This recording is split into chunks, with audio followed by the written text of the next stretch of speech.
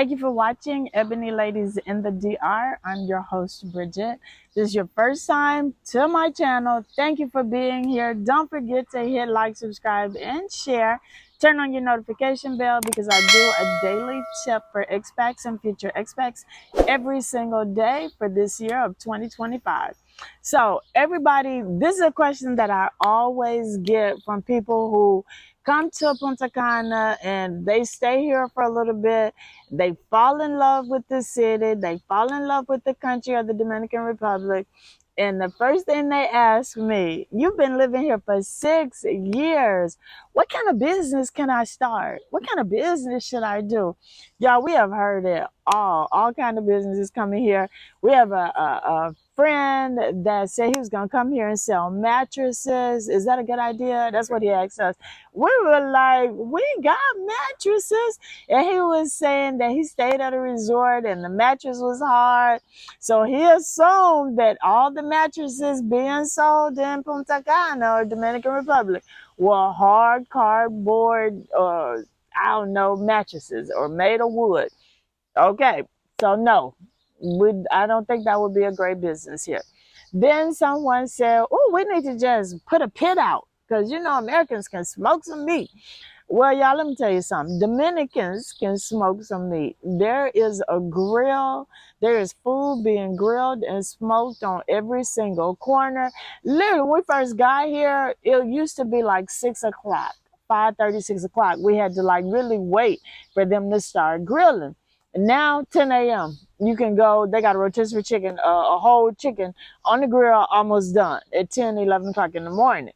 So that's how busy it's gotten. That's how popular their grilled meats are.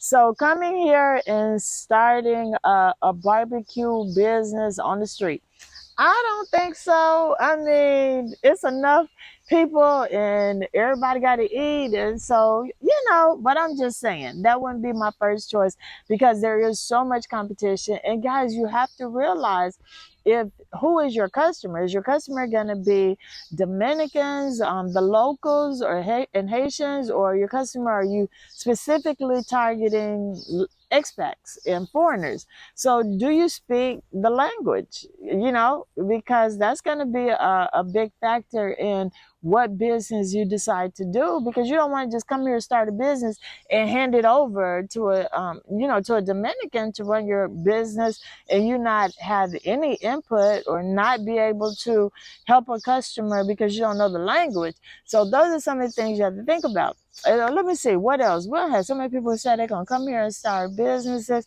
This man said he was going to come here and open up a golf cart business. Yeah, Dominican Republic is famous for golf courses. Do you really think they need another business of golf carts? So you just got to think about, you know, where you are, where you're going, what is a real need. So in the 6 years that I've been here, I'm not going to say there's no need for anything because there's a need for a lot of things. But one thing that has stood out to me, y'all get ready, because this is, I think, would be a great business. And I talked to some people. I don't want to do it because y'all already did the bridal business. I'm still doing the bridal business and I'm exhausted dealing with brides and Dominicans and Haitians and foreigners from other countries, because it is a sticky, fun, rewarding business, but oh my God, it's exhausting.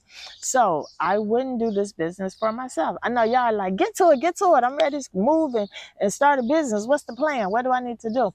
Okay, so here in the Dominican Republic in Punta Cana, there is one storage facility, right? Barbados Storage. And I know some of you are like, that don't sound very glamorous. I don't want to open up no storage unit.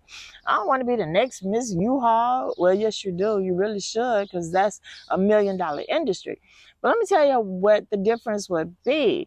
What Punta Cana really, really needs is a storage facility that's climate controlled, because there's not one here. And so originally, I don't think there was even a need for storage facilities because people here in the Dominican Republic and specifically Punta Cana, people are minimalist. They really are. You don't see a whole lot of people with, extra furniture and extra gear for, for fishing. And I mean, just doing extra stuff. Like we have in the United States, we have a garage. That's where all that extra stuff is. If you have a nice backyard, you got a shed back there behind the garage for all your other extra stuff.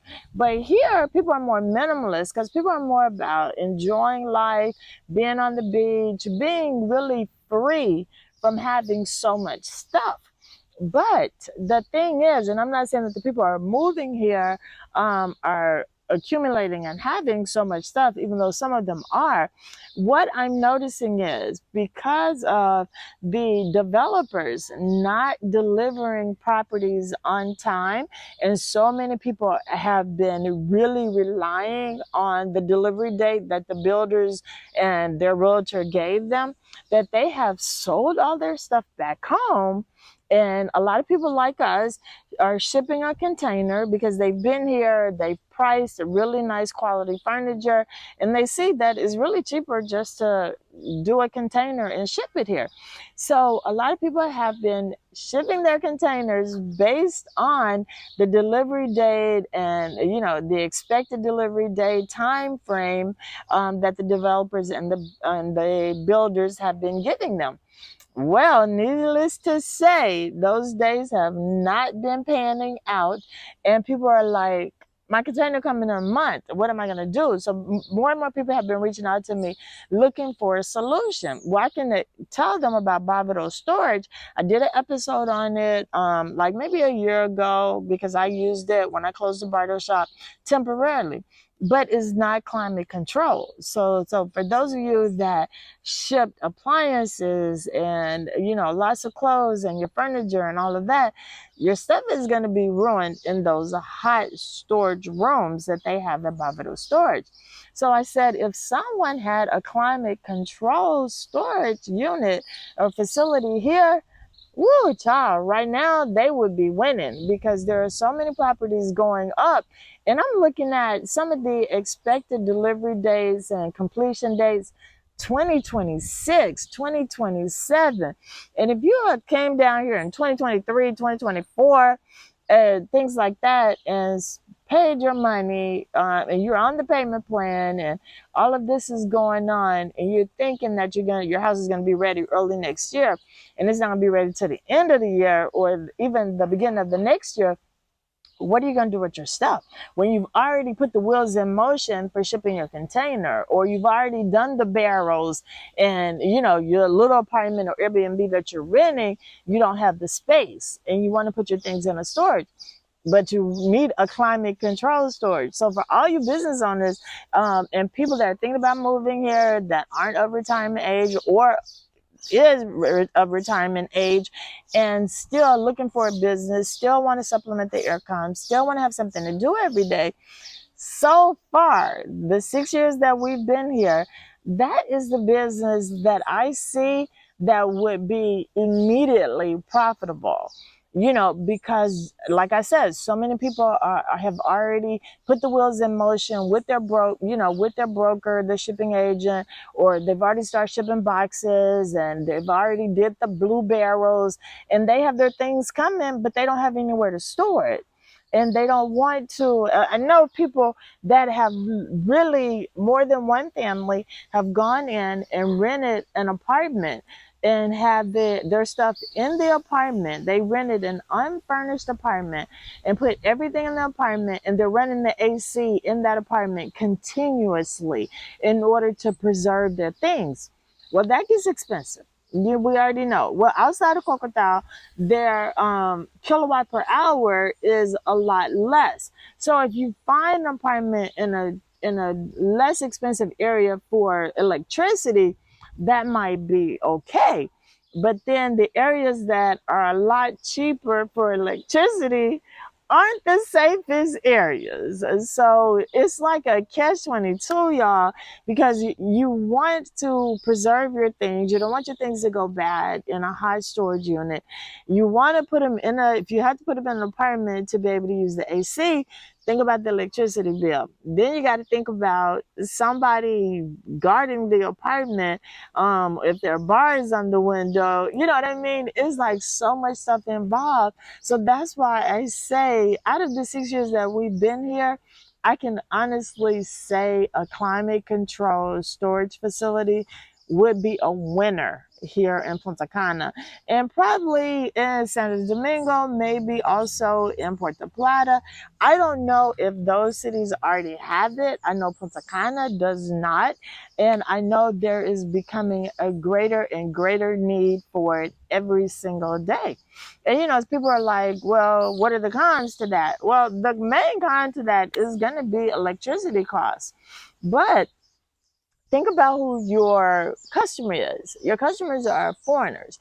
That I'm not saying all foreigners have money. You know what I'm saying, but because they're moving to Dominican Republic, a developing country, that even though Punta Cana is expensive and the most expensive city on the island, it's still probably thousands of dollars per month less than what you were paying.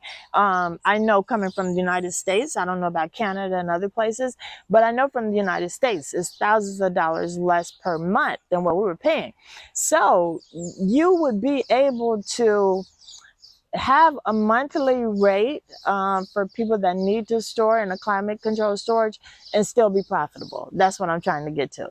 So I feel like what you would need to charge in order to cover all of your costs, your expenses, your electricity, any people that you hire to assist you, then you're gonna win.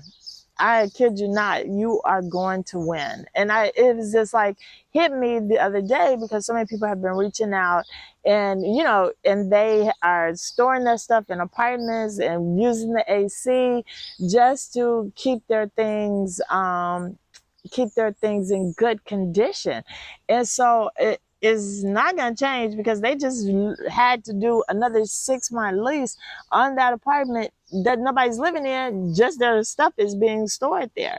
So it's two families. They got space for a third one if you're in that predicament. But that's what people are resorting to because there is no climate control storage here. Y'all see what I be doing? I be looking out for y'all. I be trying to figure out solutions. Y'all ask me the questions. I'm going to think about it and I'm going to figure it out. And literally, that is the only con right now is the cost of electricity. But if you build it in an area that's not so expensive for the electricity kilowatt per hour, then you know what I'm saying? It may be a good deal. And who's to say you need to come here and build a whole business? If you have been in Punta Cana for any length of time, you know there are commercial spaces going up everywhere. All you need to do is find one that's a single level. Because the thing that I did not like with my storage units is I had to go up one of those movable steps in order to get to my unit, which was on the second floor. So if you're not sure what I'm talking about, go back, find that episode and check it out. Send me a message in the comment. I'll send you the link. So what you will want to do is find a single level building, because a lot of these buildings, they're definitely not going to have an elevator. If they have 2 floors, you're going to have to walk up the floors. And think about, again, who your customer is. 90% of them are going to be over 50 and over 55. And they ain't trying to take their sofa up to the second floor. They're not trying to take one of my subscribers got a fancy electric ice maker. They're not trying to walk that up the second floor. I mean, so it's just, you got to think about who your customer is. So if you come here, you should be looking for a commercial space that has all on one level. And then you ain't got to come buy the building. You don't even have to come rent the whole building. Rent what you need and develop your climate control storage facility on a smaller scale and grow as you need to grow. And that's what we've been seeing with a lot of people. A lot of people move here.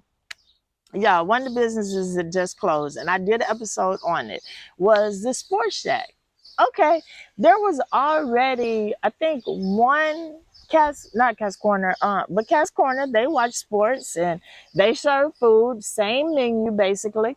And then Corner Bar was already up and running, established. People like to be on that corner because there's a lot of activity. A lot of prostitutes hang out there. They show the games. They have good chicken wings. So when these guys came and said they're going to open up this new sports bar, the Sports Shack. I did an episode on it to introduce it to the community. We would go every now and then. It would be empty. I kid you not. It would be empty. The food, it was just okay. Bar food, it wasn't that pricey, but the screens weren't very big, but you could see. But it just never caught on. And I think they tried and stayed open, but they put a lot of money into it. It was kind of a big space.